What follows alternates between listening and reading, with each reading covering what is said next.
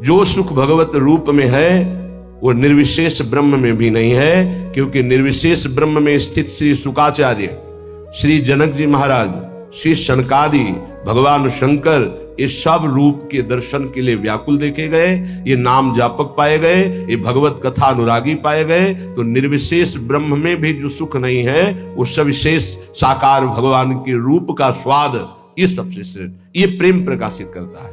फिर ये तो निकुंज उपासना, जो सगुण निर्गुण ब्रह्म ते न्यारो, ये तो अद्भुत प्रेम के खिलौना दो खेलत हैं प्रेम खेल। इसमें तो प्रेम के बिना प्रवेश ही नहीं हो सकता। प्रेम दुर्लभ वस्तु है, ये प्रेमी जनों के द्वारा ही प्राप्त होता है। जो भगवत प्रेमी महात्मा हैं, उनके संसर्ग से, उनके परमाणुओं से, उनकी दृष्टि से, उनके वचनों से इस प्रेम मार्ग का हृदय में स्थापन होता है, प्रेम मार्ग में चलना होता है, प्रेम को प्राप्त करना होता है। बिना रसिकों के संग के रंच प्रेम का प्रादुर्भाव नहीं हो सकता, चाहे जितनी बड़ी साधना कर रहा हो कोई। रेमन रसिकन संग बिन रंच न उपजय प्रेम। प्रेम, इसमें बहुत सहनशीलता चाहिए। बड़ी वस्तु प्राप्ति के लिए छोटी वस्तु में कहीं राजी ना हो जाए, पहली शर्त। जैसे किसी को 1 अरब रुपया चाहिए, 100 रुपया दिया जाए तो कैसा लगेगा? उसे बुरा लगेगा। क्या होगा इससे? हमारी तो बहुत बड़ी संख्या है, मांग हमारी बहुत बड़ी है। ऐसे ही भगवत प्रेम प्राप्ति के मार्ग के उपासक को ब्रह्म पद, देवराजेंद्र का पद और सम्राट पद, योग की सिद्धियां और मोक्ष पद, ये भी बहुत ऐसे लगता है 100 रुपये के समान। 1 अरब की प्राप्ति वाले को जैसे 100 रुपया, ऐसे ही प्रेम प्राप्ति वाले को ये सब लगता है। इसलिए कह रहे मुझे ये नहीं चाहिए। दिए मानम न गृहणंति, देने पर भी वो नहीं लेते। बिना मत सेवनम जना, बिना मेरी सेवा के वो ये परम पद भी नहीं चाहते, मोक्ष भी नहीं चाहते। इसलिए पहले तो उपासक को यह समझना है कि हमें चाहिए क्या। भोग मिला, भोग भोग लिए, जैसी वृत्ति हुई वैसे ही चल दिए, जैसा मन आया वैसे ही क्रीड़ा कर रहे हैं। तुम्हारा लक्ष्य क्या है? प्रेम। इतना महंगा है प्रेम, प्राण दिए यह प्रेम न पइए, ऐसो महंगो आय सखीरी। तुम इतने सस्ते बिक जाते हो, रसेंद्री के भोग, जनेन्द्री के भोगों में अपना लक्ष्य भूल जाते हो। तुम प्रेम प्राप्ति कैसे कर पाओगे? जो भूमा सुख का अधिकारी बनना चाहता हो, अल्प सुख का त्यागी होता है। जो अल्प सुख में रमण करने लगता है, भूमा सुख के अधिकार को खो देता है। भूमा सुख परमात्म सुख। जिसकी बुद्धि इतनी प्रवीण है कि हमारा लक्ष्य है प्रेम, तो प्रेम के आगे कुछ नहीं, कुछ नहीं चाहिए, प्रेम चाहिए। वो उपासक बिना किसी हिचक के, बिना किसी भय के, बिना किसी प्रलोभन के वो भगवत प्राप्ति कर लेता है। वो प्रेम प्राप्ति का बस दृढ़ निश्चय चाहिए, फिसलना नहीं है। ये ले लो, ये ले लो, नहीं नहीं, मेरा तो लक्ष्य प्रेम है, इससे क्या होगा। पर ऐसा नहीं है। वो प्रेम तो बाद में मिल ही जाएगा, पहले हमें भोग लेते हैं। बस यही त्रुटि जीवन को नष्ट कर देती है, यही कमी हमारी हमको आगे नहीं बढ़ने देती। नहीं, परमार्थ में थोड़ा भी नाम जप करने वाला, थोड़ी भी साधना करने वाला, उसको अनुभूतियां होने लगती हैं। चल चला चल राह में अनुभूतियों का ले सहारा, कौन तेरा साथ देगा, व्यर्थ में किसको पुकारा। परमार्थ के पथिक का कोई और साथ नहीं देता, उसकी अनुभूतियां साथ देती है। पर अनुभूतियां हैं नहीं तो धन साथ देगा, व्यक्ति साथ देगा, शरीर साथ देगा, रिश्ते नाते साथ देंगे। ये सब काल के गाल में दबे हुए हैं, ये क्या साथ देंगे। कालातीत पुरुष हमारा साथ दे सकता है, वह भगवान, वह भगवान के प्रेमी जन। इसलिए बहुत सावधानी पूर्वक सत्संग सुने, और इस जीवन का चरम लक्ष्य है प्रेम। उस प्रेम को हम प्राप्त करने के लिए कमर कसे। श्रीपाद प्रबोधानंद जी महाराज कह रहे, किम नो भूपैः किम नु देवादिभिर्वा स्वाप्नैश्वर्योत्फुल्लितैः किंच मुक्तैः शून्यालंबैर्वैष्णवैर्वापि किम नः श्रीमद् वृंदा काननैकांत भाजाम।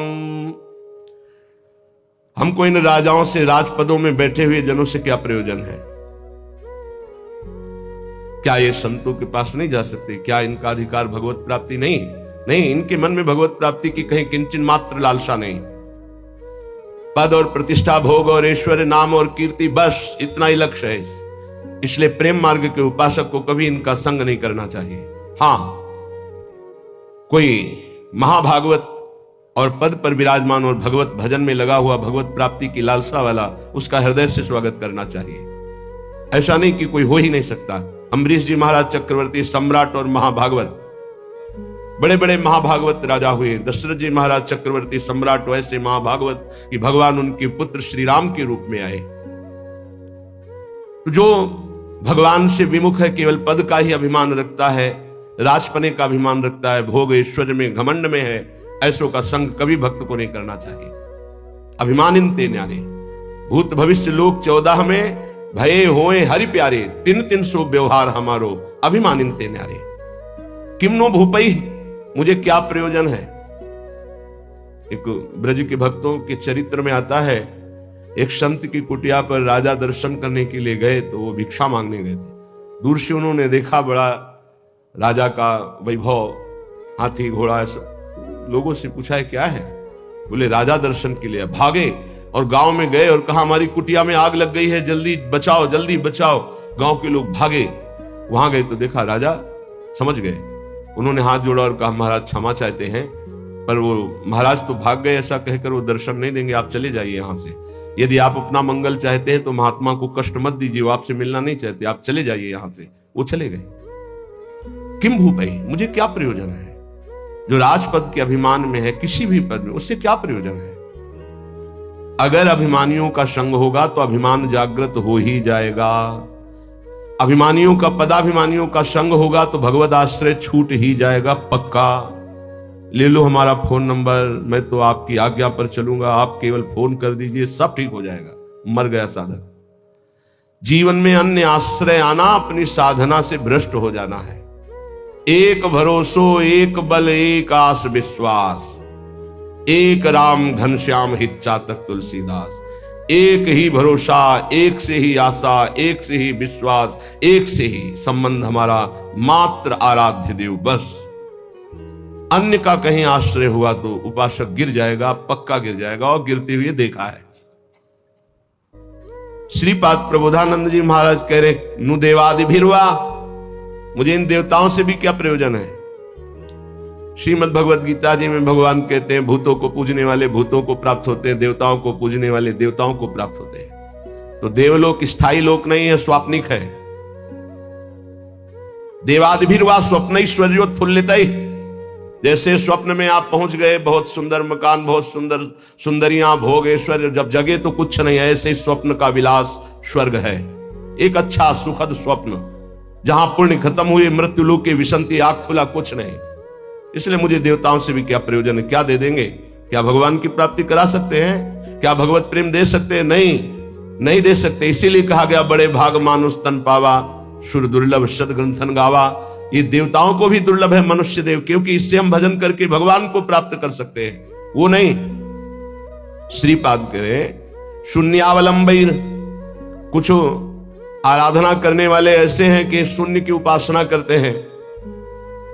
अरे ध्यान ही करना है तो सच्चिदानंद भगवान के नाम रूप का ध्यान करो, समय सार्थक हो जाएगा। किम वैष्णवैर वापी, वैष्णव धाम वैकुंठ से भी हमारा क्या प्रयोजन है। ये तो सखाओं को पसंद नहीं आया। जब सखाओं ने जाना, नंद बाबा को वरुण के पार्षद ले गए थे, और श्री कृष्ण चंद्र जो जब उनको मुक्त कराने के लिए गए, तो जो लोकपाल वरुण ने साष्टांग दंडवत की और अर्घ पूजा और उपासना वो नंद बाबा ने देखी। मेरे लाला को बड़े बड़े देवता लोकपाल दंडवत कर रहे हैं। और स्तुति जब की तो सुना नंद बाबा ने, तो आके ब्रजवासियों से बताया, मेरा लाला तो भगवान है। सखाओं ने कहा, क्यों कन्हैया तू भगवान है? बाबा कह रहे थे तू भगवान है। तो भगवान है तो वैकुंठ दिखा।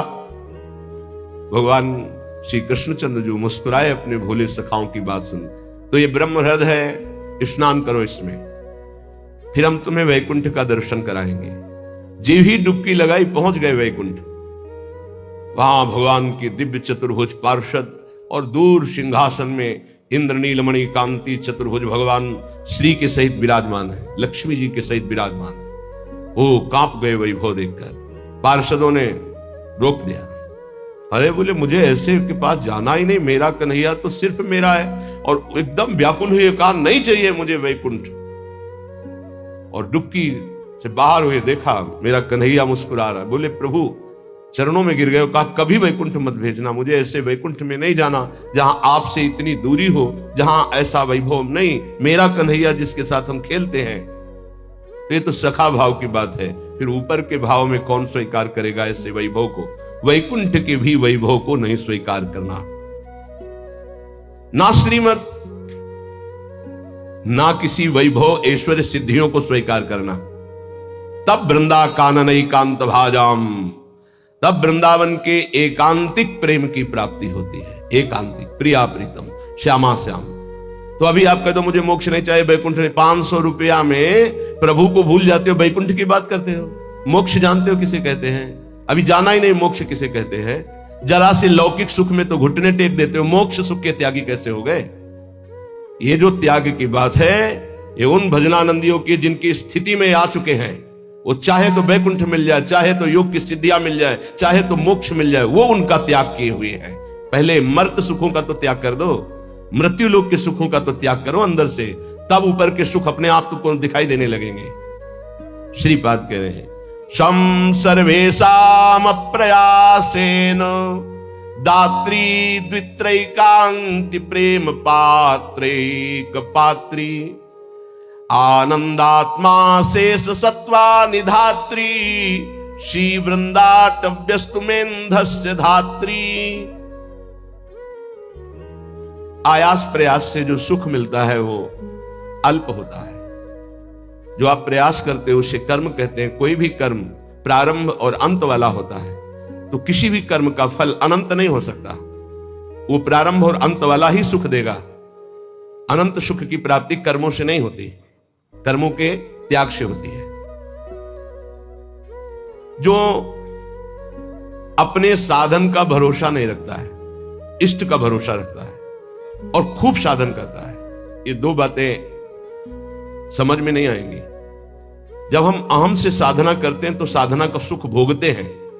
आज हमने परिक्रमा की, आज हमने ये किया, आज हमने ये किया, वो अहम हर्षित होता है, हर्षित होता है। ये भगवत प्राप्ति नहीं करा पाएगा, क्योंकि जब तक अहंकार है तब तक भगवत प्राप्ति नहीं होती। इसीलिए सर्वेषु साधन वरेश चिरम निराशा। साधन हो रहा है पर मुझे कृपा का भरोसा है लाडली की। ये प्रायः साधक ना समझ पाने के कारण कहते हैं जब कृपा से हो जाएगा तो साधन करने की जरूरत क्या है, तो असाधन करोगे। तो कृपा प्राप्ति के लिए मन कर्म वचन छाण चतुराई भजत कृपा करिए रघुराई। मन कर्म वचन त्रिशुद्ध सकल मत हम श्री हित हरिवंश उपासी। वृंदावन में विराजमान सहचर्यों के मध्य में प्रिया प्रीतम की रात दिन सेवा भजन उपासना परिक्रमा ये सब कर रहे हैं, पर हमें भरोसा लाडली का है, अपने साधन का नहीं है। इस साधन से लाडली मिलेंगी ऐसा नहीं है, नहीं, ये तो सब हो रहा है उनकी कृपा से, पर मुझे भरोसा है मेरी लाडली अपनी कृपा से मुझे मिलेंगी। ये जल्दी समझ में नहीं आता, जब तक अहंकार है समझ में नहीं आएगा, आगे समझ में आ जाएगा। करते रहो, जब कृपा हो जाएगी, अहंकार गलित होगा, तब ऐसा अनुभव होगा। तो दुत्रैकांति, 2 या 3 ऐसे लोग पाए जाते हैं।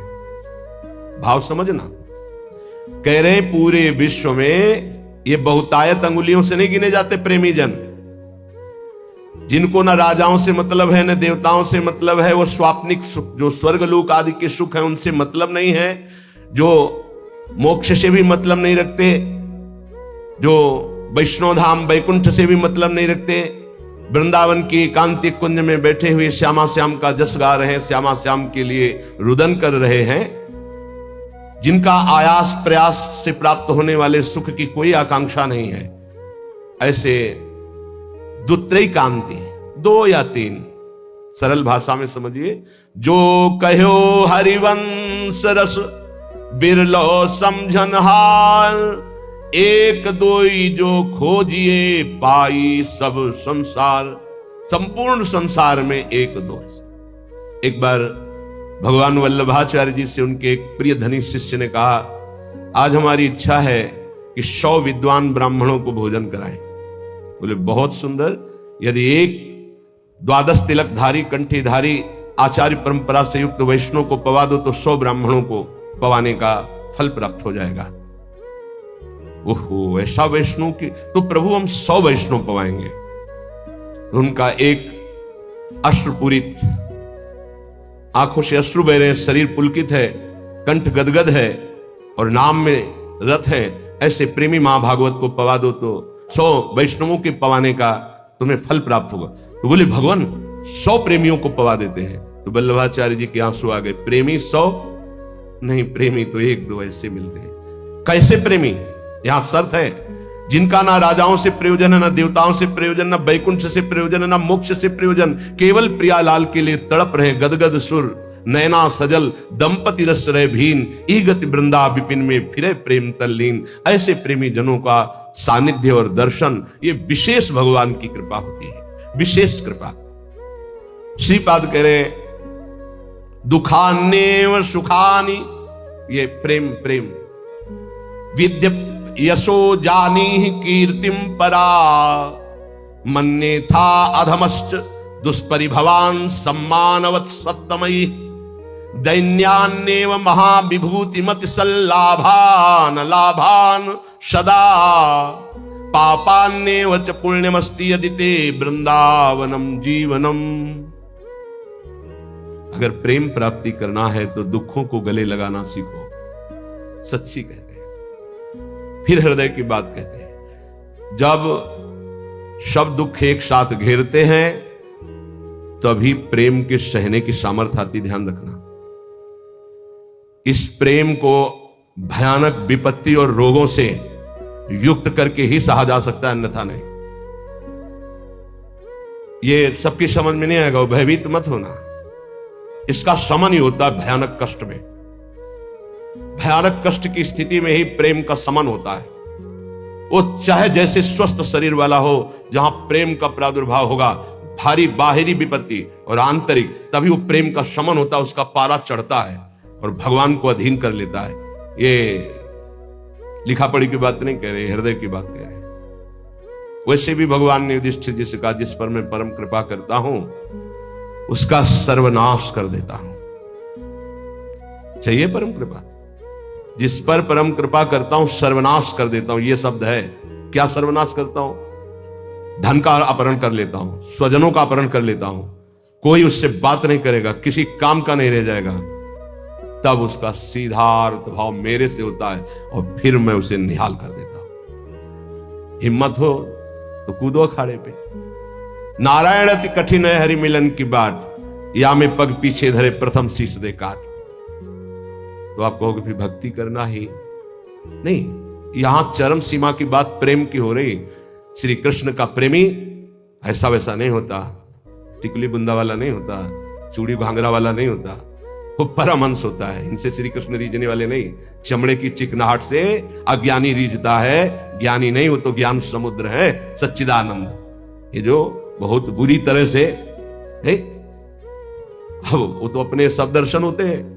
जब सुबह मंगला में आते तो सब प्रकार के भगवान के दर्शन होते, विराट रूप के, छोटा बड़ा मंझोला रुद्र प्रेमी सब तरह के दर्शन होते। उसमें जैसे अब वो जो लाल लाल ऐसे तो बहुत ही बुरा लगता है, ऐसे तो धो के मुंह खड़े हो जाते तो अच्छा लगता। अरे इस शरीर को सजाने से श्री कृष्ण मिलते हैं भैया। बढ़िया रज यमुना किनारे के मुंह में लगा के आते तो दर्शन मात्र से हृदय शीतल हो जाता, निष्पाप हो जाते हैं ऐसे दर्शन से। जैसे कुछ साधक ऐसे करके ऐसे दर्शन मात्र से निष्पाप हो जाओ, क्योंकि वो रज लगी जो शिव शनकादि की याचना करते हैं। कुछ ऐसे उपासक जिनको कहते हैं कि रज लगाइए मस्तक पर भरकर, तो उनको बेइज्जती लगती है। वो ऐसे पतला और गोरा चिकना शरीर रख लो, इसको रखे रहना, इसकी दुर्दशा होगी। अभी नहीं मान रहे हो ना? नहीं, बाल तो नहीं मुड़वा सकते, बाल नहीं, एक भी शरीर का कोई अंश तुम्हारा ठीक नहीं बचेगा, आग लगा दी जाएगी शरीर में जितना दुलार करते हो। मान ले अभी मान लो तो जान जाओगे तो पा जाओगे, फिर कुछ पाना बाकी नहीं रहेगा। मान लो इस चमड़ी और दमड़ी से जिसने अपनी प्रीति हटा दी, वही प्रिया प्रीतम से प्रीति कर पाता है। रुपया, भोग, शरीर, यही बाधक है भगवत प्राप्ति में, यही समझना है। दुखान्य व सुखानि, इस मार्ग का उपासक दुख को सुख मान करके चलता है। ये बहादुरों का मार्ग है। हम तो धन्यवाद देते हैं कि आप ऐसा सत्संग सुन रहे हैं, नहीं तो प्रायः इतना दान करो तो ये मिलेगा, इतना करो तो ये मिलेगा, यही सुनने के लिए तैयार है। लेकिन ये आप सुन रहे हैं, हमारे ऊपर बड़ी कृपा कर रहे हैं, क्योंकि आप सुन रहे हैं तो सुनाने का उत्साह बढ़ रहा है, इसे सुनने की योग्यता खो दी है। आज हमारी समाज सत्य सुनने की योग्यता खो दी है। क्योंकि अंदर मनमानी आचरण तो कौन सुनेगा इनको, शास्त्र रखे के रखे रह जाते हैं। सुनाने वाला चाहता है आपका मनोरंजन, और आप चाहते हैं अपने मन का मनोरंजन। दोनों के तार मिल गए तो तालियां बजती हैं। यहां तालियां नहीं बजा सकते हो, यहां मन को बजाना पड़ेगा, यहां मन को भंजन करना पड़ेगा। और यहां बैठ के सुन रहे हो, इसका मतलब बड़ी कृपा है आपके ऊपर। जब द्रवई दीन दयालु राघो तो साधु संगति पाई है। दुखान्य सुखान विद्य अपयशो जानी ही कीर्तिम पराम। ध्यान से, प्रेम मार्ग के उपासक को जब दुख मिलता है तो सुख की प्राप्ति होती है। पक्का पर यह समझ में नहीं आएगा। भारी जब दुख की, आप क्या समझते हैं, भारी दुख की स्थितियों को देखा गया, तब जाकर के उस परम सुख में चढ़। ये बहुत वैज्ञानिक तरीके से अनुभव की बात कह रहा हूं कि पावर चाहिए ऊपर चढ़ाने के लिए। जैसे कोयला झोंका जाता है, उससे अग्नि बनती थी, तब इंजन में पावर से वो रेल चलती थी। बाष्प भाप जो है बटलोई के ढक्कन को उठा दिया, उसके ऊपर उसने 100 ग्राम वजन उसको उठा दिया, फिर आधा किलो वजन रखा, उसको उठा दिया। उसी से उसको लगा कि इससे तो बहुत बड़ा कार्य किया जा सकता है। तो ये कक्षा 4-5 की कक्षा में पढ़ाया गया था कि वो इंजन का निर्माण किया, कोयले की इंजन, उसी से रेल बनी। उसका हमें नाम स्मरण नहीं है, जेम्स वाट, हाँ ऐसे कुछ नाम। ऐसे ही आप बिल्कुल बिल्कुल ऐसे ही समझिएगा। जब साधक के जीवन में दुख की भारी चारों तरफ, तो उसकी अध्यात्म शक्ति जागृत होती है। हर भरोसा टूट जाता है, एक भरोसा केवल श्री भगवान का, तो वो पावर से उसके मन की गति परमात्माकार हो जाती है। इसीलिए कुंती जी बहुत सोच समझ के कह रही, मुझे पग पग पर दुख चाहिए, क्योंकि दुख में तुम्हारे सानिध्य का अनुभव होता है। ये हम कृपा मनाते हैं, भगवान की कृपा मनाते हैं कि इसने वो बाजी जितवा दी जो कभी साधना में नहीं जीत सकते थे, कभी नहीं, कभी नहीं। ये खुद निज अनुभव ये कहूं खगेशा, वो भगवान ने जिता। इसीलिए बड़े बड़े महापुरुषों के चरित्रों को पढ़ के देखो, प्रतिकूलता का जाल बिछ जाता है उनके जीवन में। भगवान ऐसा क्यों करते हैं? अध्यात्म की जितनी ऊंचाई पर चढ़ा हुआ महापुरुष है, उतनी भारी कसौटी कसी गई। संपूर्ण आश्रय भरोसे सबका नाश होकर एक भरोसा केवल प्रभु, वही जो दिव्यता होती वो वही। ये पढ़ने से लिखने से साधन, यह गुण साधन ते नहीं हुई, तुम्हारी कृपा पाओ कोई कोई। यदि तुम्हारे जीवन में विपत्ति दुख और संकट घिर जाए तो भगवान को कोसना नहीं, इसलिए बता रहे। ये वो स्थिति प्रदान करने के लिए है जो तुम कभी किसी साधना से नहीं प्राप्त कर सकते। दुखान्य और सुखानी, जब दुख आए तो जान लेना कि सच्चे सुख की प्राप्ति का अवसर आ गया है।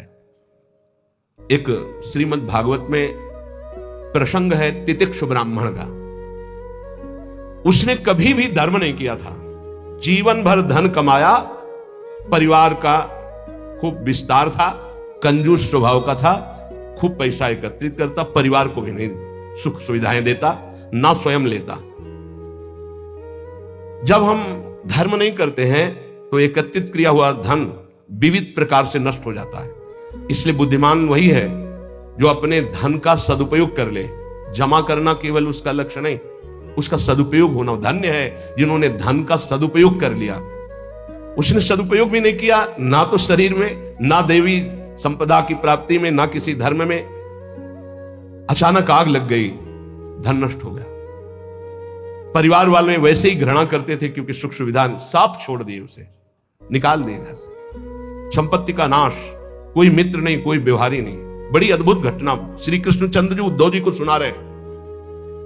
अब उसके मन में आया कि अरे, पूरा जीवन जिस परिवार के लिए कोई मेरा नहीं, जो धन कमाया वो तो भस्म हो गया, अब क्या? शरीर तो वृद्ध है, अब क्या? तो हाथ उठाया और कहा, हे भगवान, अगर मेरी आयु अब कुछ भी है तो आज से मैं संकल्प लेता हूं मेरा जीवन आपके लिए। और इतना बड़ा महात्मा हुआ कि भगवान उसका यश गा रहे, पर देख लो उसके लोग उसको थूकते, पीटते, मारते, उसको सह करके वो ऐसा ब्रह्म ऋषि बना कि भागवत में उसकी चर्चा है। दुख भगवान की प्राप्ति निश्चित करा देता है यदि आप उबे ना तो। श्री स्वामी ओंकारानंद सरस्वती जी महाराज कह रहे थे, मेरे अंदर कोई भजन की कभी वृत्ति नहीं थी। मैं एक कपड़े का व्यापारी, नई अवस्था, आसपास कपड़े की दुकान थी, मेरी दुकान ज्यादा चलती थी। उन लोगों ने हमसे द्वेष कर लिया और रास्ते में घेर करके हमें बहुत मारा, जूतों से, थप्पड़ से, खून खच्चर कर दिया। जब मैं घर गया कपड़े भीजे हुए खून से, परिवार वाले बहुत रोए कि ऐसा, मैं कुछ किसी से नहीं बोला, सह गया। पर उन लोगों में एक था बहुत ही दुष्ट, उसने 2-3 दिन बाद फिर अकेले मुझे मारा। तब मेरे दिमाग में आया कि कब तक पीटता रहूंगा, अब इसको मैं मारूंगा। तो व्यापारी था ही, मैंने करौली खरीदी, उन्हीं के बिल्कुल यथावत शब्द, करौली खरीदी, और रास्ते में जहां मुझे पीटा था वहीं खड़ा हो गया। अब वो तो पीटने वाले थे, उनको डर तो था नहीं, उनको पता नहीं था कि मैं किस भाव में खड़ा हूं। जे भी हुआ है मैं दौड़ पड़ा, मार करौली, उनको मार डाला, उसको मार डाला, और मार करके मैं कोतवाली पहुंचा और वहां आत्मसमर्पण कर दिया, बिना किसी गवाही के। मेरी ही गवाही में मुझे तन्हाई की सजा दी गई, जब तक न्याय ना होगा तब तक तन्हाई की सजा। और उसमें था कि आसपास कीलें लगी थी, बस केवल खड़े हो सकते हो, बैठ सकते हो, ना इधर ना इधर, बिल्कुल सीधा। जब वहां पहुंचा तब सोचा कि अरे, ब्राह्मण के घर जन्म मिला और ये जीवन ऐसे कटेगा, ये तो भारी पाप हो गया हमसे। बस हाथ उठाया उसी तन्हाई में और कहा, एक बार मुझे अवसर दिया जाए, हे परमात्मा, हे परमेश्वर, मैं आजीवन आपका भजन करूंगा। ब्याह हुआ नहीं था, अब निकलने का कोई साधन नहीं। कुछ दिन तन्हाई के बाद जब बाहर उनको बैठाला गया, तो उन्होंने संकल्प किया, न पानी पीऊंगा, न भोजन पीऊंगा, प्राण त्याग दूंगा। अगर जीवित रहा और मुझे मुक्त अवस्था मिल गई तो मैं आजीवन संन्यास लेकर भगवान का भजन करूंगा। ऑफिसर आते, डंडे से मारते, थप्पड़ मारते, लातों से मारते, पर ना मैं बोलता, ना मैं पानी पीता, ना भोजन करता। दृढ़ संकल्प। अब ये चर्चा का विषय बन गया, तो बोले बड़े अधिकारी कोई थे, वो आए और कहा हम एकांत में इससे बात करेंगे। तो हमसे कहा कि बोलो, क्या बात है, क्या तुम निर्दोष हो, तुम्हें फंसाया गया है, तुम स्पष्ट बता दो, मैं तुम्हें वचन देता हूं कि मैं तुम्हारा सहयोग करूंगा। मुझे लगा कि भगवान मेरा सहयोग करने आए। मैंने आंख उठाई और कहा, श्रीमान, आप जो भी है मुझे पता नहीं, पर मैं आपसे प्रार्थना करता हूं कि अगर मुझे छूट दे दी जाए तो मैं आजीवन संन्यास लेकर भजन करना। बोले पक्का? बोले हाँ। बोले आपकी रिपोर्ट में तो आपने ही कहा है मैंने कत्ल किया है, अब आपको एक सत्य के लिए झूठ बोलना पड़ेगा, मैं आपको बचा लूंगा। आपको बोलना पड़ेगा, दबाव में मुझसे कहलाया गया, मैंने कुछ नहीं किया। बोले बोल दूंगा। और बोले ऐसा विधान बना, मैं मुक्त हो गया, घर नहीं गया, सीधे सन्यास लेकर। और वो परम 90 वर्ष की अवस्था की बात कह रहा हूं, उनसे जब मिले, वो ब्रह्माकार स्थिति, उस दुख घटना ने उनको एक ब्रह्मलीन महापुरुष बना दिया। दुखान्य व सुखाने, दुख परम सुख प्रदान करने वाला पक्का। विद्य अपयशो जानी कीर्तिम परा। यदि तुम्हारी निंदा हो रही है तो तुम प्रेम मार्ग के पथिक हो, नाच पड़ो, तुम्हारा मंगल हो गया। क्या? तुम्हारी सारी अशुभ वृत्तियां नष्ट हो जाएंगे, तुम्हारी विमल कीर्ति का प्रकाश होगा, विमल कीर्ति का। ये रहस्य है। जब तुम्हारी निंदा हो तो आनंदित हो जाओ, जब दुख हो तो जान लो परम सुख की प्राप्ति का मार्ग खुलने वाला है। पर बहुत धैर्य की जरूरत है, बहुत धैर्य की जरूरत। मन्ने था अधमश्च दुष्परिभवान सम्मानवत् सत्तमयी। अधम पुरुषों द्वारा किया हुआ प्रहार और अपमान, तू उसे महान सम्मान के समान गले लगा ले, क्योंकि तुझे प्रेम प्राप्त करना है प्रेम प्राप्त करना। दुख को महान सुख प्राप्ति का हेतु समझकर सहजा, निंदा को विमल कीर्ति के समान सहजा तो विमल कीर्ति हो जाएगी। और नीच पुरुषों द्वारा, अधम पुरुषों द्वारा किया हुआ अपमान, प्रहार, उसे गले लगा। यह है अध्यात्म, यह अध्यात्म है, इसे अध्यात्म कहते हैं। ये शास्त्रों में लिखा ही है, बहुत कम है जो है ऐसे जो इसको धारण करते हैं, नहीं तो अब केवल मनोरंजन रह गया है। चर्चा का मतलब मनोरंजन रह गया है, जिससे तालियां बजे, जिससे मनोरंजन हो, वाहवाही हो, बस यही रहे। बोलो इसमें वाहवाही, बजाओ इसमें तालियां, बजा सकते हो तालियां? वाह वाह वाह नहीं बजा सकते, होश उड़ जाएंगे। दुखान्य व सुखाने, ये सत अध्यात्म है। विद्या अपयसो जाने कीर्तिम पराम, ओठ सूख जाएंगे जब धारण करने की सोचोगे। अध्यात्म। दैन्यान्य व महाविभूति मति सल्लाभान लाभान सदा। दैन्य, ये महाविभूति है वैष्णव की। वैष्णव के पास संपत्ति क्या है? दैन्य। यही दरबार दीन को आदर रीति सदा चली आई। दैन्य, दैन्यान्य व महाविभूति मति सल्लाभान लाभान सदा। अलाभ को परम लाभ जानकर दैन्य भाव से मान अपमान दुख सुख जो भी परिस्थिति, निंदा, स्तुति, सबको चीरता हुआ जो नाम जप करता हुआ आगे बढ़ता है, तो कह रहे वृंदावनम जीवनम, उसके जीवन में दिव्य वृंदावन का प्रकाश हो जाता है। भक्ति के सारांश में वर्णन करते हैं 64 अंग हैं। यदि ये 64 अंग भक्ति के संपूर्णतया हृदय में प्रकाशित हो जाए तो प्रेम अपने आप जागृत हो जाएगा। पहले एक उपासक ने प्रश्न किया कि हम कभी ये जपते हैं, कभी ये जपते हैं, कभी इनकी सेवा करते हैं, कभी इनकी सेवा करते हैं, बड़ा मन चंचल और दुविधा में फंसा रहता है, क्या करूं? तो यहां पहला भक्ति का लक्षण है श्री गुरु चरणों का आश्रय लेना। श्री गुरु चरण पादाश्रया। जब हम गुरुदेव के चरणों का आश्रय ले लेते हैं तो ये प्रश्न ही नहीं बनता जो वो प्रश्न कर रहे थे।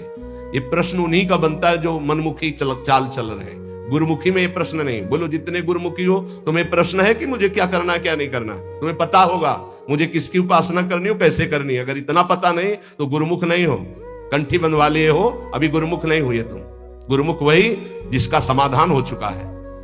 क्या समाधान? मेरे आराध्य देव श्री प्रिया प्रीतम, उनकी उपासना ये पूरा पता है और उसमें कोई मिलावट की जरूरत नहीं। इसलिए भक्ति के प्रथम अंग का श्री गुरु चरणों का आश्रय, यहां से प्रारंभ ही होती है। असली भक्ति का स्वरूप यहीं से प्रारंभ होता है, गुरु चरण आश्रित। एक बहुत प्रवीण बुद्धि के उन्होंने कहा कि अगर हम अव्यक्त को गुरु बना लेते हैं तो व्यक्त गुरु बनाने की जरूरत क्या है?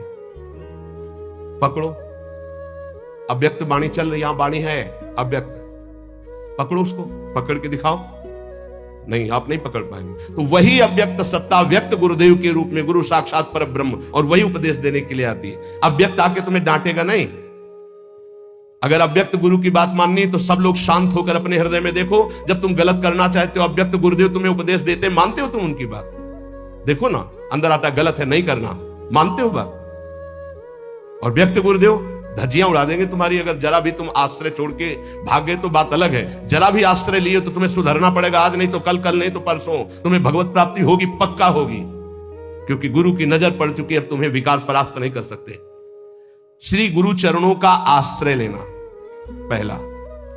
दूसरा, श्री गुरु चरणारविंद के आश्रित होकर उनसे मंत्र दीक्षा लेकर इष्ट से संबंध का परिचय जानना।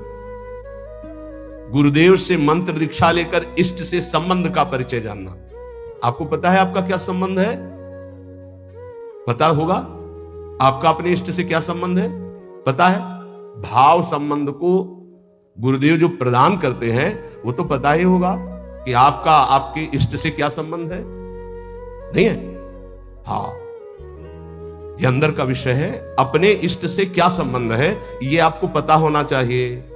गुरु मंत्र दीक्षा और इष्ट संबंध भक्ति के 64 अंगों में दूसरा। पहला है, सबसे पहला गुरु आश्रय। एक आए थे बहुत ज्ञानी जी, बहुत बड़े ज्ञानी जी।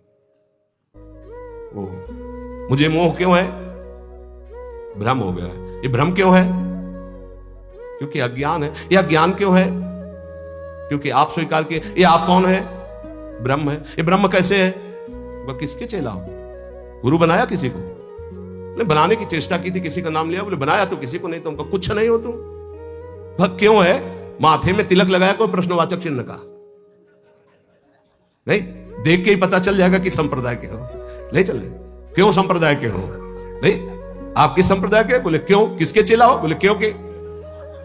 तो ऐसे एक प्रश्नवाचक चिन्ह नहीं होता, तिलक लगाया कोई प्रश्नवाचक चिन्ह का, दूर से पता नहीं, दूर से डर जाएगा लोग। और संप्रदाय बोले क्यों वाला है? बच्चों, इसका समाधान नहीं है। क्यों क्यों क्यों? इसका उत्तर क्या है? आप बोलो इसका उत्तर क्या है? तो गुरु पादाश्रया पहला, और दूसरा है गुरु से मंत्र की दीक्षा और इष्ट संबंध। हर उपासक को पता होना चाहिए हमारा इष्ट से क्या संबंध है। तीसरा, विश्वास पूर्वक गुरु चरणों के आश्रित होकर उनकी सेवा करना। गुरु चरणों की सेवा करना, आज्ञा समन सुसाहिब सेवा, गुरु की आज्ञा पे चलना। गुरु सेवा तज करें जबान, यह है अधर्म, यह है सब हानि कान न कर बेरा है। देखो एक बात तो इतना समझी लो कि तुम मानो चाहे ना मानो, गुरुजी जो है वो भगवान ही है, दूसरा नहीं है। जितने भी गुरुदेव है सब भगवान है। और जब आप गुरुदेव से कोई भी कपट या छुपाव करोगे तो गुरुदेव के पास एक दृष्टि होती है। जैसे ऐसे देखो ना तो टेलीविजन में सब नहीं दिखाई देता, जो चैनल लगा वो चल पड़ता है, ऐसे चल पड़ता है, हर चैनल चल पड़ता है, तब हंसी आती है। कितने बच्चे हो तुम, क्या समझते हो तुम गुरु को, मनुष्य मानते हो? नहीं, कभी ऐसा। हम सबसे हाथ जोड़कर प्रार्थना करते हैं, एक घर ऐसा रखो जहां सत्य की व्यवहार वृत्ति हो। गुरुदेव माफ हो जाएगा, सब माफ हो जाएगा, हमारी बात मान लेना। तुमने ऐसा किया जी तो तुम्हें दंड भोगना पड़ेगा जी। कोई छुपाव नहीं, कोई कपट नहीं, कोई मत डरो, गुरु से सत्य व्यवहार करो, ये सबसे बड़ी गुरु सेवा है।